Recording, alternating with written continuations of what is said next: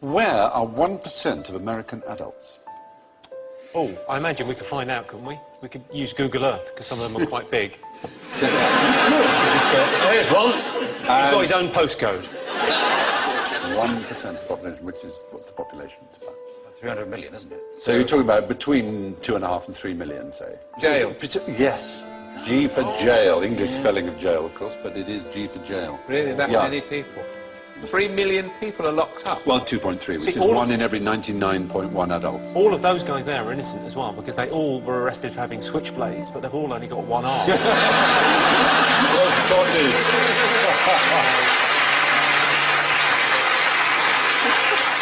Proportionally, the Americans imprison more than twice as many as South Africans, more than 3 times as many as the Iranians, more than 6 times as many as the Chinese. No society in history has imprisoned more of its citizens than the United States of America. We're doing pretty well, though, don't we? We sort of top the European League. We're ahead of China, Turkey and India. Yes. Yeah, with 148 prisoners per 100,000. It's the 3 strikes and they're out. That's been really the problem, yeah. I mean, a legal system based on baseball just seems bizarre. Yes. What can we do? We don't seem to understand the law. It's all very complicated. What's simple? What do people like? Baseball.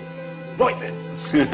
Here's the rule. 3 strikes and you're out, yeah. Mental. What it means is if the first 2 strikes, the first 2 crimes you're convicted of are serious enough, the third one, no matter how trivial, will get a life sentence, 25 years or more. So, for example, Leandro Andrade is serving 2 consecutive 25-year terms for shoplifting 9 videotapes.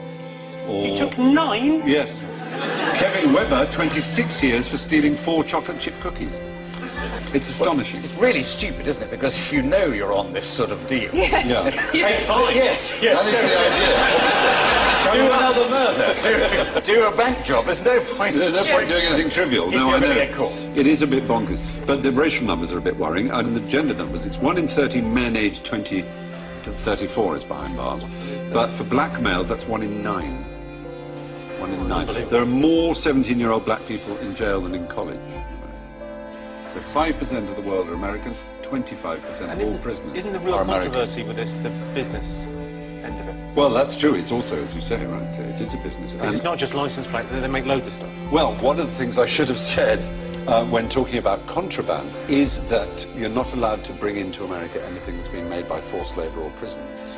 But in America, you could almost say, if you were so minded, that they've reinvented the slave trade.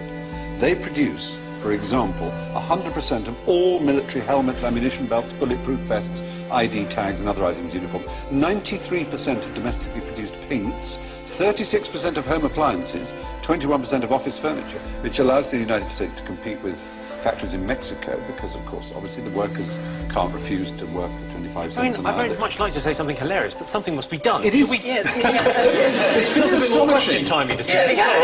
It is a bit amazing, isn't it? Yeah. It's extraordinary. Yeah. It's slavery by the back door. Exactly. Plenty for you to work. You get solitary confinement if you refuse to work. Yeah, more than 1 in 100 American adults are in jail.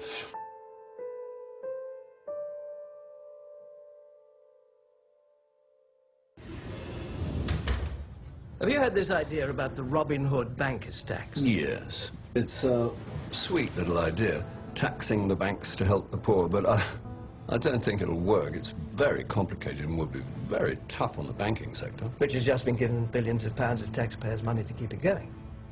Well, yeah, of course. And is still paying itself billions of pounds in bonuses. Yes. So the tax is a charge on all bank transactions that don't include members of the public. Bonds, derivatives, currency, speculative stuff. Is that right? Yeah, something like that. Very complex. So the bankers would give how much from each deal they do? 25%? Well, no, not that much. 10%? No. 5%? No, not 5. More or less? Slightly less. What, 1%? Not quite. Half of 1%? No. 1/10%? No. Half of that. They give around 0.05% of every deal. Yeah, that's about right. And sometimes it'd be even less. That doesn't sound like a lot to most people. No. I can see that. And how much would it raise to help people at home and abroad? Oh, a fair amount, I believe. £1 million a year. No, More than that. 100 million pounds? More. 500 million pounds? Well, £1 billion? no, it's slightly more than that, I'm told. £10 billion? More. £50 billion? Yeah, that sounds about right. In fact, I believe it's likely to be more than £100 billion. Could be double that. Could be more than double. Possibly. Right, so let me get this clear. A tiny tax on the banks could raise billions of pounds every year to help save lives in the poorest countries, fund crucial action against climate change around the world, and help avoid cuts to crucial public services in this country. Gosh. Well, yeah. That is about the, some of it. I don't know. Perhaps it's, quite a good idea.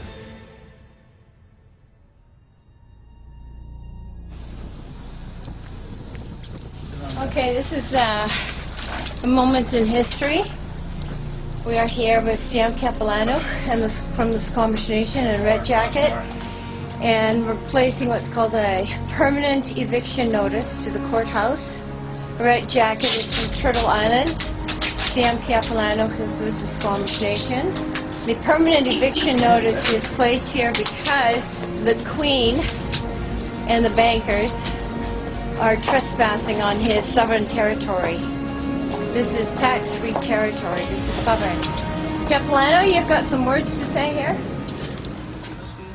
This is part of the Squamish Nation. It has been. My grandfather told me that when they first came, they separated, divide and conquer with the idea. Now this is known as another nation. What I know is our land, so I'm not afraid to stand up anywhere and tell anybody. Red Jacket, you got a few words? Yeah, I'm Red Jacket. I'd like to tell the people that for 537 years since the two-row wampum belt was put in place, it was total destruction. And if we don't correct these here alterations that our judges in the justice system, so-called justice system, I never heard such a farce in my whole life. 60 years from now, this here earth, there's no changing back. It'll go into another Mars. Total destruction. Don't the judges understand this, or they sleep? Who taught them? What university taught them? Where do they get their education? Don't they know they're on death row? We just finished entering and going through a procedure at the Richmond Provincial Court.